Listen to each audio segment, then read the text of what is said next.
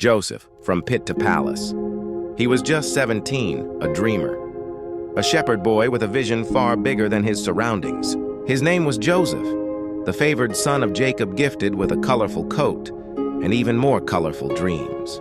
Dreams that one day others would bow to him. Dreams that made his brothers burn with envy. One day, his father sent him to check on his brothers in the fields. They saw him coming, and hatred rose in their hearts. "Here comes the dreamer," they said. And in a single moment of jealousy, they ripped off his robe, threw him into a pit, and sold him into slavery. Joseph was taken to Egypt, a foreign land with foreign gods and foreign chains. He had every reason to give up. He had every excuse to turn bitter. But Joseph never stopped trusting the God of his fathers. Even as a slave in Potiphar's house, he worked with excellence.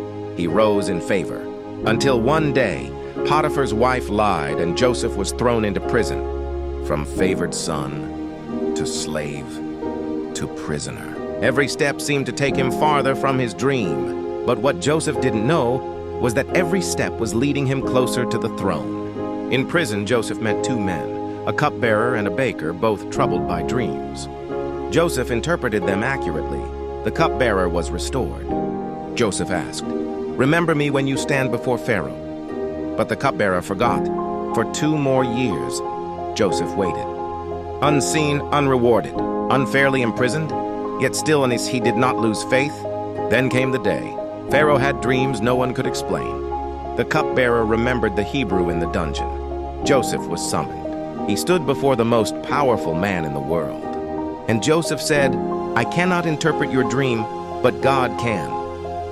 With wisdom and clarity, he explained Pharaoh's dream of 7 years of abundance, followed by 7 years of famine. He didn't just interpret, he offered a solution. Pharaoh saw greatness in Joseph and made him governor of all Egypt. In one day, Joseph went from prisoner to prime minister.